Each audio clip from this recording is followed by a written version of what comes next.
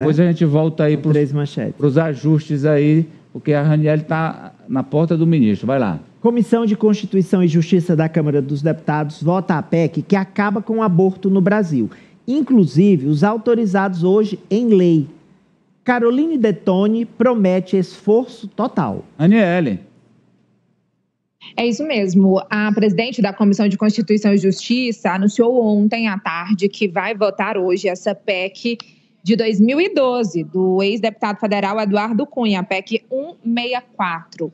Essa PEC, ela proíbe qualquer tipo de aborto desde a concepção da vida, né, quando ocorre ali a fecundação.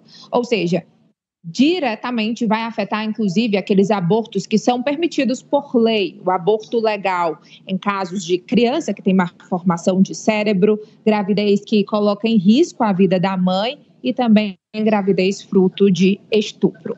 A deputada disse que vai fazer de tudo para aprovar essa proposta de emenda à Constituição e a relatora, a deputada Cris Tonieto, também bolsonarista, disse que ela já apresentou, na verdade, um parecer favorável à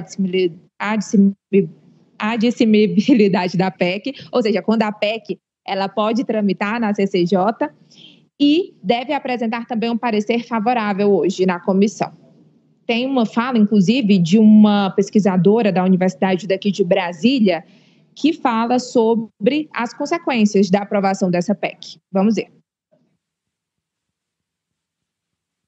Mesmo nos casos autorizados e mesmo em situações dramáticas, quando for para salvar a vida da mulher. Débora Diniz, professora de Direito da UNB. A vida da mulher ou a vida do bebê, né?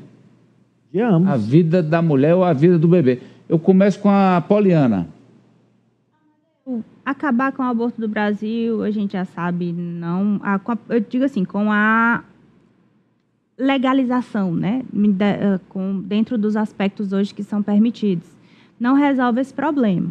Hoje, aborto no Brasil se faz e se faz muito na ilegalidade e não são as mulheres mais pobres que fazem aborto, não, tá? São as mulheres que têm mais condições financeiras e isso é feito dentro de clínicas, com gente que tem muito dinheiro, com todo o suporte, feito por médicos especialistas, tá? Pelo menos é isso que se apontam os relatórios no Brasil. Há outros casos de clandestinidade, de clínicas menores, ilegais, com médicos que não têm autorização, inclusive, dos seus conselhos? Acontece, que não são nem médicos, né? Mas não é esse o caminho. O mundo está girando para o outro lado.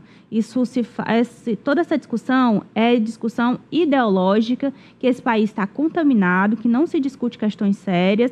A gente está aí tendo a oportunidade, por exemplo, com a jornada 6x1, tendo a oportunidade de discutir algo realmente importante para esse país. Agora, discutir aborto, de fato, pelo amor de Deus, né? A turma anda com a cabeça meio assim, desajustada.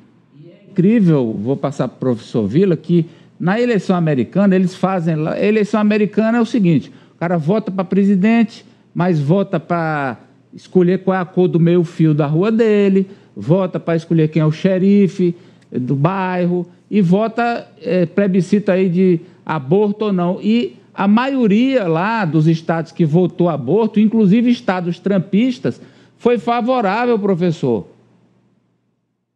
Veja que essa senhora Todd, né, ela disse, quando foi eleito para a CCJ, há quase 2 anos atrás, que ela seria muito tranquila, não seria radical, etc. Ela estava sucedendo um outro extremista.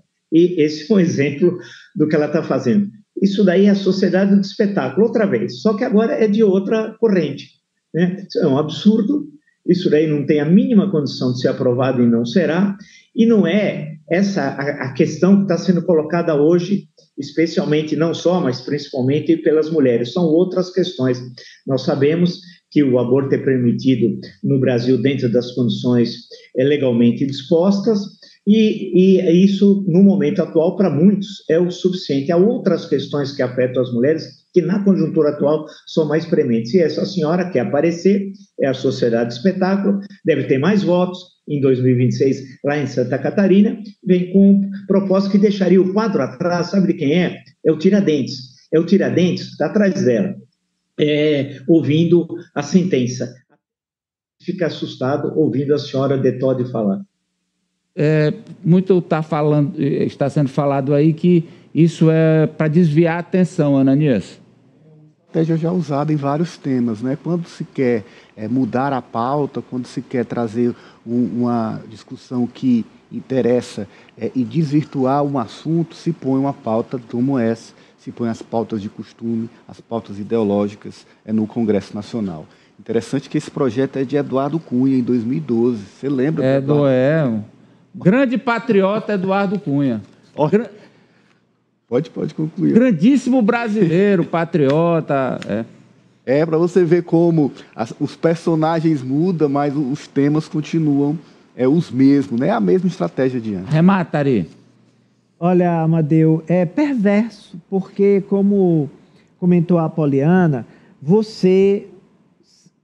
todo tipo de lei que é aprovada, que discrimina a mulher pobre, ou o homem pobre, ou o jovem pobre, distorce ainda mais a sociedade e aprofunda o fosso de desigualdade que existe. Porque, como a Apoliana falou, eu mesmo tenho amigas que têm boa instrução formal e grande poder aquisitivo, que já fizeram e, se necessário, farão de novo, sem o menor risco. E não são nos casos previstos em lei, não. Anencéfalos, elas não foram estupradas e nem crianças com má formação. Porque elas decidiram que não era hora, elas tiveram um descuido e fizeram.